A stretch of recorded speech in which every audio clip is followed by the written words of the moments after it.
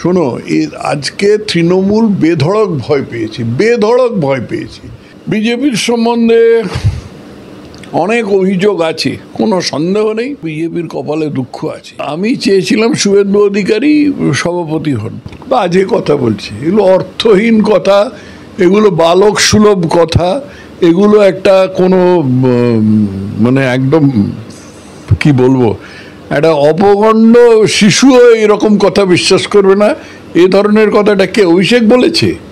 হ্যাঁ, এ ধরনের কথা অভিষেক, সে নিজেই বালখিল্য এবং পিসির আলোয় আলোকিত, সে এরকম কথা বলতে পারে। এসআইআর এর যখন ঘোষণা হলো তখন দেখা গেল যে প্রশাসনিক দায়িত্বের কথা নির্বাচন কমিশন স্মরণ করে দিচ্ছে রাজ্যকে, এবং অন্যদিকে 52 জন আমলাকে এর মধ্যেই বদলি করে দেওয়া হলো। কিছু বলবেন এই বিষয়টা নিয়ে? এটা কি কোনো খেলা চলছে, কোনো অঙ্ক আছে এর মধ্যে? অঙ্ক নিশ্চয়ই আছে। ওরকম 52 জন আমলাকে এক কথায় বদলি করে না সাধারণত।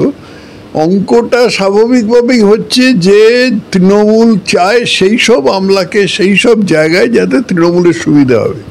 এটার মধ্যে স্বাভাবিকত্বই আছে, আর দোষের কিছু নেই।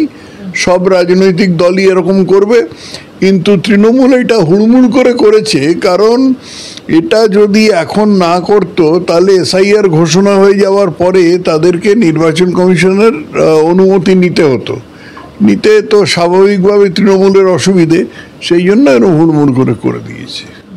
আর এসআইআরকে মানে যেখানে বলা হচ্ছে যে তৃণমূল নাকি এসআইআর হওয়ার পরেও 250 সিট নিয়ে নাকি জিতবে, এবং অন্যদিকে এসআইআর হওয়াতে তৃণমূল নাকি ভয়ও পাচ্ছে, এটা কি সত্যি? শোনো, আজকে তৃণমূল বেধড়ক ভয় পেয়েছে। মমতা ব্যানার্জি, তৃণমূল মানে তো ওনার দল নয়, তৃণমূল মানে মমতা ব্যানার্জি একটি ব্যক্তি, এবং সেই ব্যক্তির এক্সপ্যানশন হচ্ছে তৃণমূল। এছাড়া তৃণমূলে যত লোকাই তারা সবাই 2-4 পয়সার ফোড়ে, তাদের কোনো রাজনৈতিক ওজনও নেই, তার গুরুত্বও নেই। যে মুহূর্তে ভগবান না করুন মমতা ব্যানার্জির ভালো মন্দ কিছু হবে, সেই মুহূর্তে এরা এদিক ওদিক ছিটকে চলে যাবে। আজকে মমতা ব্যানার্জি যে তৃণমূলের নামে মমতা ব্যানার্জি যে সমস্ত কথা বলছেন, সেই সব কথাগুলো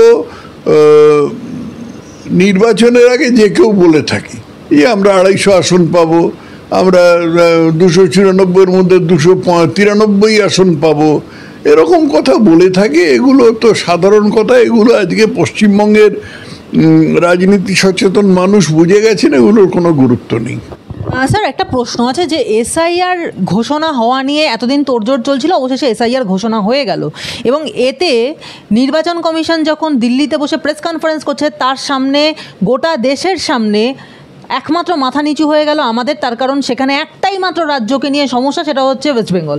এবং আরেক দিকে দেখা যাচ্ছে যে ওয়েস্ট বেঙ্গলে যে সমস্যা, এসআইআর করতে দেব না ইত্যাদি নিয়ে যে ঘটনা চলছে, সেখানে তৃণমূলের সঙ্গে সঙ্গে এখন নতুন করে গলা মিলিয়েছে বামফ্রন্ট, এবং বামফ্রন্টের সঙ্গে যে সমস্ত মানবতাবাদী দলগুলো রয়েছে তারাও তাদের বক্তব্য যে এসআইআর করতে দেব না। গোটা দেশে প্রত্যেকটা রাজ্যে এসআইআর হচ্ছে, কারোর কোনো সমস্যা নেই, একমাত্র সমস্যা তৈরি করছে পশ্চিমবঙ্গ। কারণ কি? এর সরল কারণ হচ্ছে যে পশ্চিমবঙ্গে প্রচুর অনুপ্রবেশকারী ভোট আছে, রোহিঙ্গিয়ার ভোট আছে, ভুতুড়ে ভোট আছে, ডুপ্লিকেট ভোট আছে, মৃত ভোটার আছে। এরা সব তৃণমূলের ছকের মধ্যে আছে, এদের ভোট দিয়ে তৃণমূল জিতবে।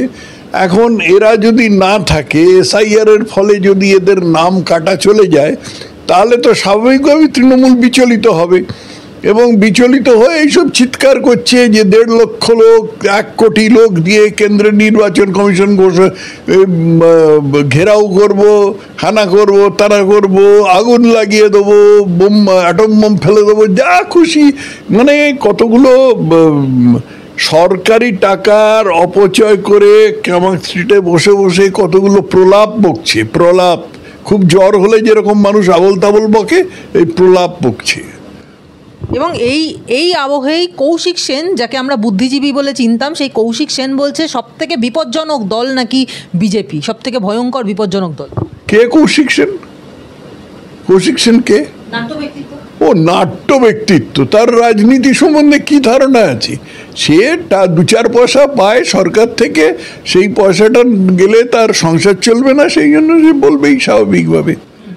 এবং আর একদিকে নিশীথ মালিক, তৃণমূলের যিনি বিধায়ক তিনি বলছেন যে একজনও বৈধ ভোটার যদি বাদ যায় তাহলে না কর্মীদের গায়ে তিনি আগুন লাগিয়ে দেবেন, এরকম বিস্ফোরক কথা। বিজেপি কর্মীদের গায়ে আগুন লাগিয়ে দেবেন, লাগিয়ে দেখুন তারপরে কি হবে, একটু লাগিয়ে দেখুন না। এটা 2-4 পয়সার ফোড়ে। আমি তোমাকে বারবার বলছি যে এই দলটাতে একটা মানুষ ছাড়া আর কোনো লোকের কোনো অস্তিত্ব নেই, কোনো গুরুত্ব নেই। এগুলো সব 2-4 পয়সার ফোড়ে। এদের একমাত্র ধান্দা হচ্ছে ওই নেত্রীর পায়ে তেল ঢালা আর কি। এরকম গরম গরম কথা বললে যদি নেত্রী খুশি হন, নেত্রী খুশি হলে যদি আরও 2 পয়সা উপার্জন করতে পারি, এই হচ্ছে ধান্দা। স্যার, আপনার কি মনে হয় এসআইআর শুরু হলে তো প্রচুর মৃত ভোটার, অবৈধ অনুপ্রবেশকারী বাংলাদেশি, মুসলিম এরকম অনেকের নাম বাদ যাবে? তাহলে সেক্ষেত্রে কি আমাদের রাজ্য জুড়ে একটা অশান্তি তৈরি হতে পারে, একটা দাঙ্গা তৈরি হতে পারে? দাঙ্গা হলে রাজ্যের সরকারকে ফেলে দেওয়া হবে। দাঙ্গা কখনোই রাজ্য সরকার চাইবে না। কারণ হচ্ছে দাঙ্গা হলে এরা তো যেতে প্রধানত দুধেল গাইদের ভোটে। হ্যাঁ, মমতা ব্যানার্জি দুধেল গাইদের কথা স্মরণ করে ঘুমোতে যান রাত্রে, আবার ঘুম থেকে উঠে দুধেল গাইদের কথা স্মরণ করেন। দাঙ্গা হলে কি হবে? মেরুকরণ হয়ে যাবে। মেরুকরণ হলে কি হবে? দুধেল গাইদের বিরুদ্ধে জনমত গঠিত হবে। অতএব মমতা ব্যানার্জি স্বপ্নেও কখনো দাঙ্গার কথা ভাববেন না। একটা শেষ প্রশ্ন করব যে রাজনৈতিক বিশ্লেষক বিশ্বনাথ চক্রবর্তী তিনি একটা বিস্ফোরক দাবি করেছেন। তিনি বলছেন যে সবচেয়ে অপদার্থ দল এবং একই সঙ্গে মানে এত দুর্নীতির মানে হলো বিজেপি, এবং একই সঙ্গে এত দুর্নীতির পরেও তৃণমূল যে ক্ষমতায় টিকে রয়েছে তার কারণ বিজেপি নামের এই দলটি একটি অপদার্থ। এবং একসঙ্গেই তিনি আরও বলছেন যে যে কোনো ইস্যুতে তৃণমূল বলে বলে বিজেপিকে গোল দিচ্ছে এবং বিজেপির পক্ষে কোনো কিছুই করা সম্ভব হচ্ছে না। বিজেপি বাংলায় একটা অভিশাপ। এবং একই সঙ্গে বিজেপি এতজন মানে 35 জন কর্মী মারা গেছে, সেখানে কেন্দ্রে বিজেপি শাসনে বসে রয়েছে, তারপরেও কেন্দ্রীয় এজেন্সি কিচ্ছু করতে পারেনি। বিজেপির সম্বন্ধে অনেক অভিযোগ আছে, কোনো সন্দেহ নেই। তার সব কিছু সম্বন্ধে আমার পক্ষে বলা সম্ভব নয়।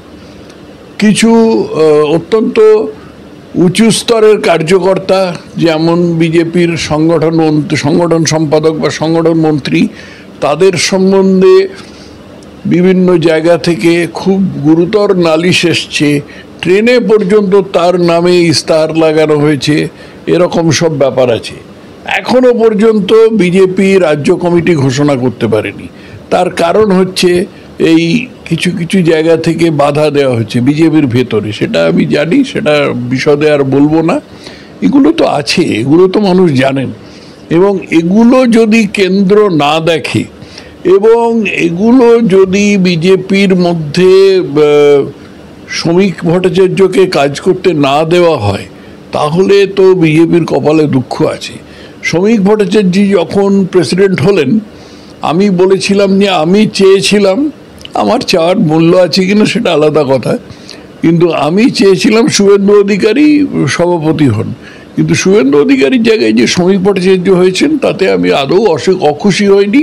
কারণ বহুদিন ধরে এটা বিজেপি করছেন, আদর্শগতভাবে বিজেপির কর্মী, এবং তার যে যে বিজেপির প্রতি যে কমিটমেন্ট যেটা থাকার কথা সেটা 16 আনার জায়গায় 18 আনা আছে। কিন্তু তাকে যদি দলের ভেতরে কিছু এরকম ফোড়ে টাইপের লোক তারা যদি কাজ করতে না দেয়, তাহলে তো সে অসহায় অবস্থায় পড়ে যাবে। এখনও যে সংগঠন এখনও যে রাজ্য কমিটি বানাতে পারলো না, এটার থেকে একটা মনে হয় যে বিশ্বনাথ চক্রবর্তীর কথা একেবারে মিথ্যে নয়, অমূলক নয়। তবে একটা জিনিস মনে রাখতে হবে যে বিজেপি যখন বিরোধীতে দলে থাকে বা ওরকম একটা কোনো অসুবিধাজনক অবস্থায় থাকে, তখন তো সংগঠনের জোরে যেতে না, তখন যেতে জনসমর্থনের জোরে। বিজেপির সপক্ষে জনসমর্থন এখন উত্তাল হয়ে উঠেছে। তার দুটো কারণ প্রধানত, একটা হচ্ছে দুর্নীতি আর দুটো হচ্ছে নির্লজ্জ মুসলমান তোষণ। এই দুটো ব্যাপার আজকে মানুষকে এত বিচলিত করেছে যে বিজেপির সমস্ত সাংগঠনিক দুর্বলতা সত্ত্বেও, যেগুলো কিছু কিছু আমি স্বীকার করেছি, সমস্ত সাংগঠনিক দুর্বলতা সত্ত্বেও আগামী দিনে বিজেপি এই জনসমর্থনের জন্যই 2026 সালে নির্বাচনে জিতে যাবে আমার স্থির বিশ্বাস।